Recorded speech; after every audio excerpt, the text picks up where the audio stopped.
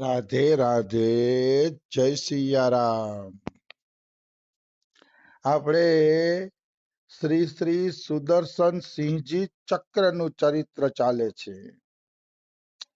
સુદર્શન સિંહજી ચક્રના ચરિત્રમાં આપણે આગળ વધીએ તો ઈ મોકલપુર વાલા બાબાને મળવા જાતા। મોકલપુર વાળા બાબા છે ને ઈ બહુ સત્સંગી હતા, એટલે એને મળવા માટે જાતા। તો એ મોકલપુર વાળા બાબાએ એક તત્વજ્ઞાન કીધું કે ઘાસમાંથી માંસ બને છે, માંસમાંથી ઘાસ બને છે, પણ જે માંસમાંથી ઘાસ બનાવે છે ને ઘાસમાંથી માંસ બનાવે છે એ ગંગા નદી આમને આમ વહે જાય છે। ગંગા નદીની અંદર કોઈ પણ પ્રકારનું પરિવર્તન થતું નથી। એવી જ રીતે મનુષ્ય માંસમાંથી રાખ થાય છે, રાખમાંથી મનુષ્ય બને છે, વળી રાખ બને છે। એમ કરતા કરતા મનુષ્યએ અનેક જન્મ લીધા, પણ એનો આત્મા એવો ને એવો જ રહ્યો। એનો આત્મા ક્યારેય બદલતો નથી, ચાહે મનુષ્ય હજારો જન્મ લઈ લે। આત્માને પણ સનાતન અને પુરાતન કીધો છે। આત્મા પણ સનાતન અને પુરાતન છે, એને કોઈ જૂનો કરી શકતું નથી। આ રીતે મોકલપુર વાલા બાબા પાસે ઘણીવાર સત્સંગ માટે જાતા, ક્યારેક ક્યારેક રાત પણ રોકાઈ જતા। સુદર્શન સિંહજી ચક્ર એને મન થતું કે આજ ઘરે નથી જવું, સત્સંગ જ કરવો છે, તો ક્યારેક ક્યારેક રાત રોકાઈ જતા।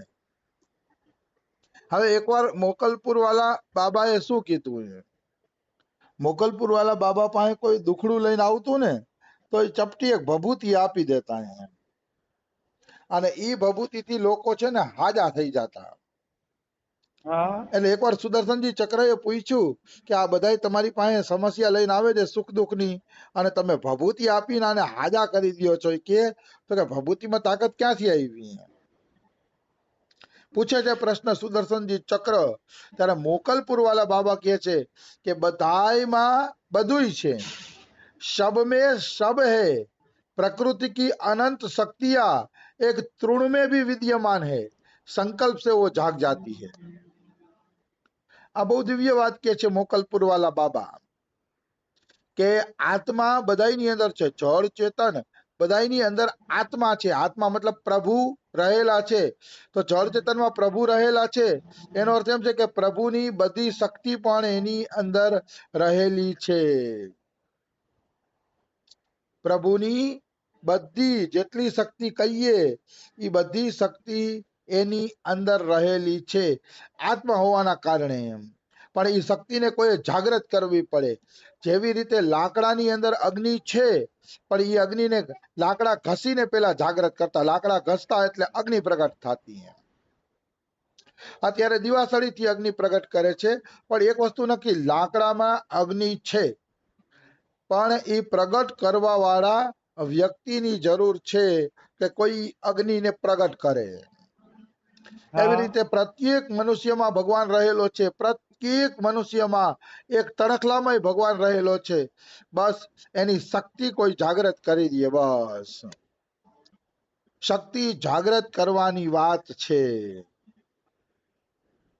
આવું બધું છે, તો શક્તિ જો જાગૃત થઈ જાય તો પછી કઈ વાંધો આવતો નથી। ગુરુ શિષ્યની અંદર શક્તિ જાગૃત કરે છે કે તું ભગવાનનું જ સ્વરૂપ છો, ભગવાનનો જ આત્મા છો, ભગવાન હારે તારો નિત્ય સંબંધ છે। આ શક્તિ ગુરુ જાગૃત કરે છે શિષ્યની અંદર, ત્યારે શિષ્યને જ્ઞાન થાય છે। એટલે બધાયમાં શક્તિ રહેલી જ છે, કોઈ દી કોઈને નાનો માનવો નહીં, બસ ખાલી એની શક્તિ જાગૃત ન થઈને એટલો જ ફેર છે। એક સંસારીમાં પાપીમાં પાપી મનુષ્યમાં એ શક્તિ છે જે સિદ્ધ મહાપુરુષમાં છે। બોલા પાપીની બિચારાની કોઈ શક્તિ જાગૃત નથી કરી, એટલે એને બિચારાને ખબર નથી, બસ આટલો જ ફર્ક છે। પછી મોકલપુર વાલા બાબા એમ પણ કહેતા કે બ્રહ્મા અને મચ્છરની આત્મા એક જ છે, એમાં સર્વથા ભેદ નથી। કોઈ ભેદ માનતું હોય કે બ્રહ્માની આત્મા મોટી ને મચ્છરની આત્મા નાની, તો કે સર્વથા અનુચિત છે, અયોગ્ય છે। આત્મા બધાયની એક જ છે, બ્રહ્મા હોય તોય ભલે ને મચ્છર હોય તોય ભલે। આત્મા અલગ અલગ નથી. આ શરીર અલગ અલગ હોઈ શકે. શરીર કોઈનું નાનું મોટું, કોઈનું પવિત્ર અપવિત્ર, આ તે શરીરમાં ભેદ હોઈ શકે, પણ આત્મામાં કોઈ ભેદ નથી. આત્મા તો બધાની એક જ છે અને એક જ રહેવાની છે. એમાં કોઈ એટલે કોઈ પણ પ્રકારની શંકા નથી. તો એક વખત શાંતનુ વિહારી દ્વિવેદીજીએ સુદર્શન સિંહજી ચક્રને કીધું કે સુદર્શનજી, મોકલપુર વાળા બાબા એકલા જ કુટિયામાં રહીએ છે, જો તમને કઈક મન થતું હોય સત્સંગનું તો અહીંયા રોકાતા જાવ.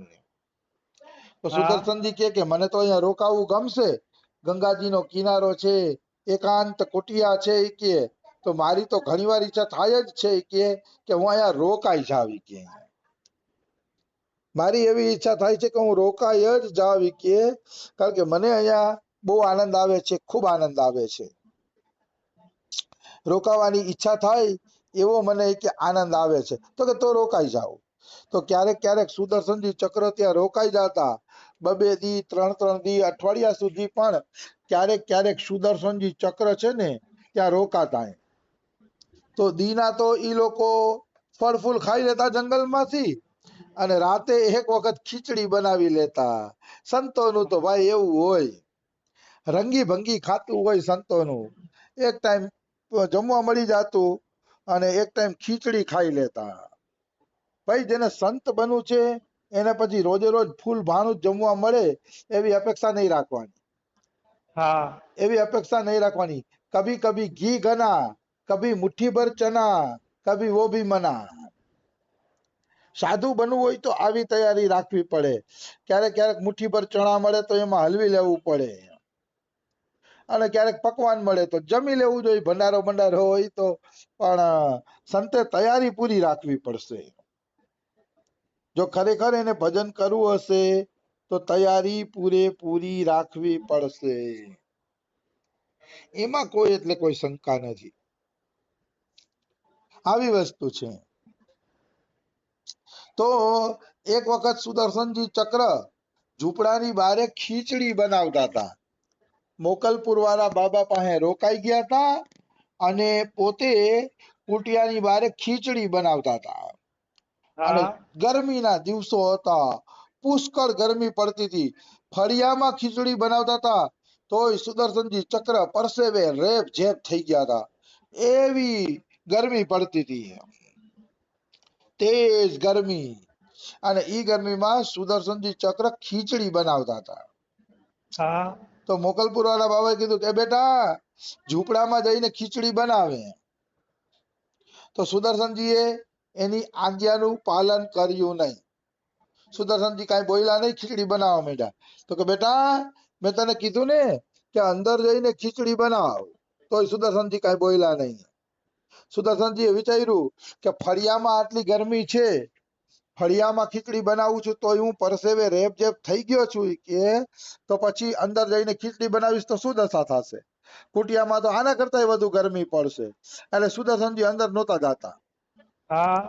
મોકલપુર વાળા બાબાએ 3 વખત કીધું કે સુદર્શનજી અંદર જઈને ખીચડી બનાવો, પણ સુદર્શનજી ગયા નહીં 3 વખત.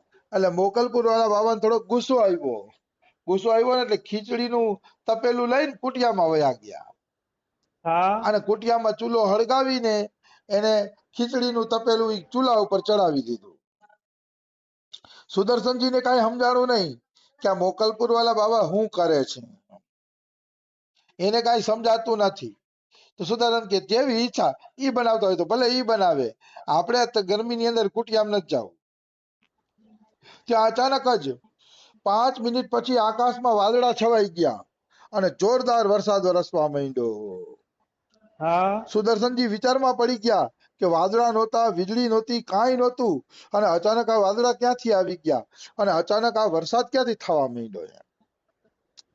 સ્વયં સુદર્શન સિંહજી ચક્ર પણ આશ્ચર્યમાં પડી જાય છે કે આટલો જોરદાર વરસાદ. પછી અંદર જઈને કહે છે કે બાબા તમને ખબર જ હતી કે વરસાદ થવાનો હતો તો પહેલી વાર જ કહી દેવાય ને કે વરસાદ થવાનો હતો, કે તો હું અંદર આયલો આવત. કે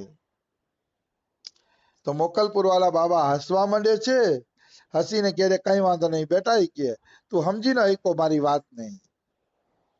હા આના ઉપરથી એક વાત તો પાકી થાય છે કે હંમેશા ગુરુની વાત માની લેવી જોઈએ. બિલકુલ. કારણ કે ગુરુ દૂરનું જોઈને કહેતા હોય છે, દૂર દ્રષ્ટિનું જોઈને કહેતા હોય છે ગુરુ. એટલે ગુરુની વાત માની લેવી જોઈએ. આવી વસ્તુ છે. જે ગુરુની વાત માનતા નથી એને પાછળથી દુઃખ જ ઉપાડવું પડે છે. પાર્વતીજી બોલે છે, ગુરુ કે વચન પ્રતિ તીન જેહી તેહી સપને હું સુખ દુઃખ સુધી કેહી. એવું કઈક ચોપાઈ આવે છે કે ગુરુના વચન ઉપર પ્રતીતિ નથી એને સપનામાં સુખની આશા નહીં રાખવાની. હા સપનામાં એને સુખ નહીં મળે જેને પોતાના ગુરુના વચન ઉપર પ્રતીતિ નથી, જેને ગુરુ વચન ઉપર વિશ્વાસ નથી, ભરોસો નથી, એને ક્યારેય સ્વપ્નમાં સિદ્ધિ મળતી નથી. હા એને કોઈ દી સિદ્ધિની આશા નહીં રાખવાની. તો બીજે દિવસે શાંતનુ વિહારી દ્વિવેદી આવ્યા. સુદર્શનજી ને બધા મોકલપુર વાળા બાબા પાસે સત્સંગ કરતા હતા. સત્સંગ કરતા હતા ને તો મોકલપુર વાળા બાબા બોલે છે કે ગુરુ આ માસ્ટરવા મારાથી બિલકુલ ડરતો નથી કે. સુદર્શનજી ચક્ર ને મોકલપુર વાળા બાબા માસ્ટરવા કહેતા, માસ્ટરવા, માસ્ટર. હા તો કે આ માસ્ટર મારાથી ડરતો નથી કે ઉલટો ક્યારેક મારી ઉપર ગુસ્સો કરીને મને ભણાવે છે કે. હા હું પૂછું છું કે સુદર્શનજી મારાથી ડરતા શું કામ નથી કે, બોલો મારાથી કેમ નથી ડરતા કે. તો અહીંયા કે છે નહીં, મોકલપુર વાળા બાબા કહે છે કે હું બગડી જાઉં છું, હું બગડી જાઉં છું તો આ ડરતો નથી, એનું કારણ શું? ત્યારે એ કહે છે જો बिगड़ेगा वह स्वयं ही बिगड़ेगा, मेरा क्या बिगड़ेगा जो मैं डरूं. સુદર્શનજી કે મારી ઉપર કોઈ બગડશે તો બગડશે તો ઈ એનું મનને બગાડશે, એનું મન બગડશે, મારું તો કાંઈ નહીં બગડે તો હું શું કામ ડરું ઈ કે. વાહ. આવો જવાબ આપે છે સુદર્શનજી ચક્ર. અને વાત બિલકુલ સાચી છે. જે લોકો બીજા ઉપર બગડે છે, ગુસ્સો કરે છે બીજા ઉપર, આ તે સૌથી પહેલા તો એનું મન જ બગડે છે. એને જ ગુસ્સો કરવાના કારણે તાપ સહન કરવો પડે છે. એટલે જે બગડે છે એ પેલા પોતે જ બગડે છે, એને જ તાપ સહન કરવો પડે છે. એટલે કોઈ દી કોઈ પર બગડવું નહીં, પ્રેમથી પતાવવું. પ્રેમથી પતાવવું, કોઈ ઉપર બગડવું જોઈએ નહીં. અને ભાઈ વાત સાચી છે હો, સુદર્શનજીને ડરવાની શું જરૂર છે? અહીંયા લખ્યું છે વહ સર્વેશ્વર जिसका लाडला अनुज है उसी से किसी से भयभीत होने की क्या आवश्यकता है. અરે જેનો નાનો ભાઈ સ્વયં ભગવાન શ્રી કૃષ્ણ હોય, જેનો નાનો ભાઈ સાક્ષાત સર્વેશ્વર બધાનો ઈશ્વર ભગવાન હોય, એને પછી બીજાથી ડરવાની શું જરૂર છે? डरવું જ ન જોઈ. महाकाल को भी उसे डराने के लिए एक बार विचार करना पड़ेगा. કોઈ મહાકાલ હોય ને, મૃત્યુનો દેવતા મહાકાલ, એને પણ વિચાર કરવો પડશે કે સુદર્શનજીને ડરાવી કે ન ડરાવી. કારણ કે સુદર્શનજી કૃષ્ણના ભાઈ છે. જેનો નાતો કૃષ્ણ હારે હોય એને કોઈ ડરાવી શકતું નથી. નાતો મજબૂત હોવો જોઈએ કૃષ્ણ હારે. મનુષ્ય નાતો સંસાર હારે બાંધે છે અને પછી અપેક્ષા રાખે છે કે કૃષ્ણ અમારી મદદ કરે, તો એમ કૃષ્ણ મદદ નથી કરતા. એમ કૃષ્ણ મદદ કરતા નથી. નાતો ભગવાન હારે જયારે મજબૂત બને ત્યારે ભગવાન શ્રી કૃષ્ણ મદદ કરવા માટે દોડતા દોડતા આવે છે. નિશ્ચિત દોડતા દોડતા આવશે. તમારો નાતો પ્રભુ હારે મજબૂત હોવો જોઈએ. હા આવી વસ્તુ છે. નાતા વગર ભગવાન કોઈને મદદ કરતા નથી. મદદ નથી કરતા એટલે બધા યારે જેમ તેમ રાખે ભગવાન વ્યવહાર, જેવો મનુષ્ય હારે રાખે એવી રીતે. પણ નાતો મજબૂત હોય ને તો ભગવાન બહુ પ્યાર ભરો વ્યવહાર કરે છે ભક્તો હારે. એટલે ભગવાન હારે નાતો બાંધો, મજબૂત બાંધો તો ભગવાન અવશ્ય તમારી હારે પ્રેમ ભર્યો વ્યવહાર કરશે. બાકી તો ભગવાન ઉપેક્ષા ભાવથી રહેશે. ન રાગ ન દ્વેષ, બસ ઉપેક્ષા ભાવથી તમારી હારે રહેશે. તો સમય થઈ ગયો છે. મોકલપુર વાલા બાબાના પ્રસંગ પૂરા થઈ ગયા. હવે સુદર્શનજીનું આગળનું જીવન કાલે લઈ લેશી. રાધે રાધે, જય સિયારામ.